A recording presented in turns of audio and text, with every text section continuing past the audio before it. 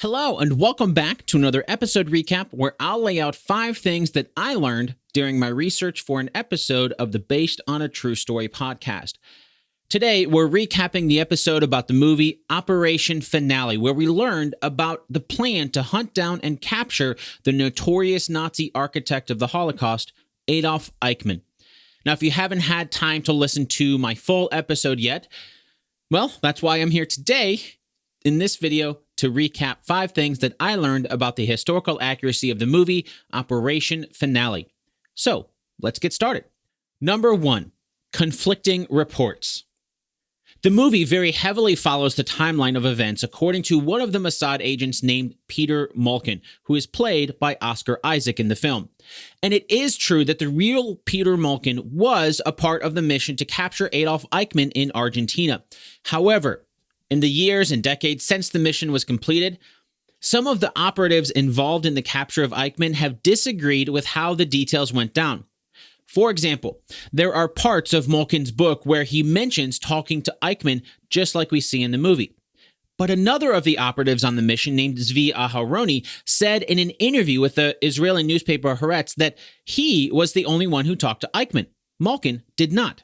According to Aharoni, quote, "All the tales according to which Malkin held intimate conversations with Eichmann and drank wine with him are the fruit of his imagination," end quote.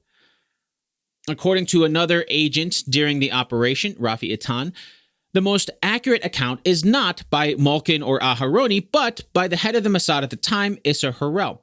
Eitan told the Haaretz newspaper, another quote, "The most authentic book is the one by Issa Harel, though it also contains a few fairy tales," end quote. But Aharoni had this to say about Harel's book, quote, "Unfortunately, Issa Harel's book provides an incorrect picture of what happened and is in no way a historical document," end quote.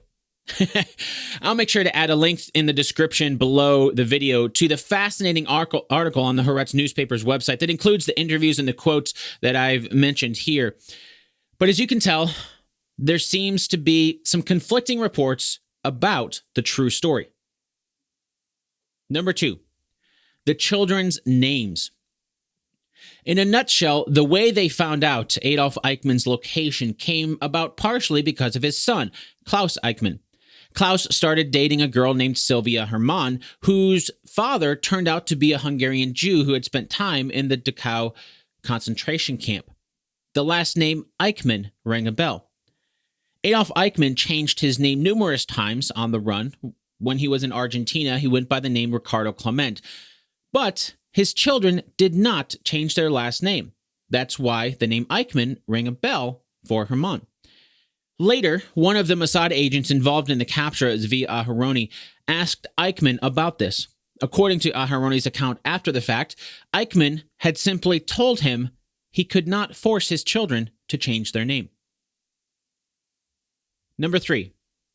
The United States interviewed Eichmann's wife after World War II. This is not in the movie at all, but during my research, I came across a declassified document from the CIA that talks about how the Counterintelligence Corps, or CIC, sent an investigator to talk to Adolf Eichmann's wife, Vera Label, in 1946. So let's take a step back to understand what that means. World War II ended in 1945. In 1946, many of the top Nazis who were captured were on trial for their crimes during the war in Nuremberg.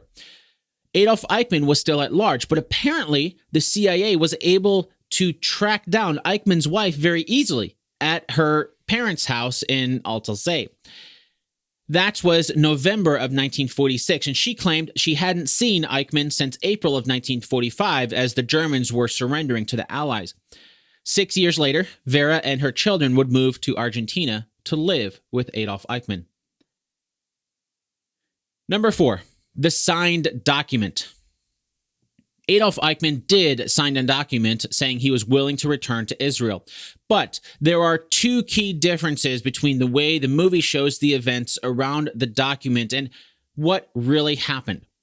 For one, In an interview many years later, Zvi Aharoni explained that Peter Malkin was not the one who convinced Adolf Eichmann to sign it. It was Aharoni himself. But the biggest difference seems to be how the movie suggests the document was the only thing holding back the Mossad agents from being able to take Eichmann back to Israel. In truth, they had him sign the document so it would help in the trial once he was back in Israel, and also just in case they were asked by the guards at the airport. They weren't asked. The guards believed the story that the drugged Eichmann in an airline uniform, like the rest of the agents, was just another flight attendant who was probably drunk, and they let them pass without incident. Number 5, conspiracies and cover-ups. These aren't in the movie at all, but where there are Nazis, there are mentions of conspiracies and cover-ups. In this story, some of the biggest that I came across had to do with the idea that a lot of people in the United States, and possibly even Israel, didn't care about tracking down Adolf Eichmann and charging him for his crimes during World War II. For Israel, that mostly seemed to be due to resources. You see, the state of Israel, as we know it today, only came into existence in 1948 in the wake of World War II. So by the time the operation to capture Eichmann happened in 1960, the Mossad was still a very new spy agency. They had to hit the ground running as they were fighting the same intelligence fights that the United States and pretty much everyone else was at the time. And that leads me into probably the biggest reason the United States did not place a high priority on tracking down Eichmann, or any other former Nazis for that matter, had to do with the Cold War. In Eichmann's case, some people think there were Nazi connections who might have known where he was, but the United States didn't want to push it because those same connections were useful in the Cold War with the Soviet Union. Of course, that's all hearsay, and we'll probably never be able to prove it, but who knows? After all, we know for a fact the United States used a lot of captured Nazis in the Cold War days. For example, on the Based on a True Story episode about Project Blue Book, we learned about Nazi scientist Werner von Braun and how he became the face of America's space program during the space race with the Soviet Union.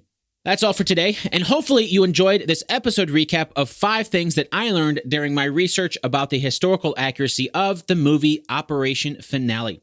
The full episode is about an hour long, so we went into a lot more detail than I covered in this little recap, but I guess that's the difference between a full-length episode and an episode recap.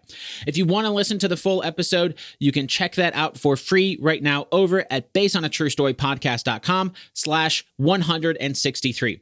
Once again, that's basedonatruestorypodcast.com/163. In the meantime, for more recaps and full-length episodes of Based on a True Story, hit that subscribe button right now. Thanks for watching.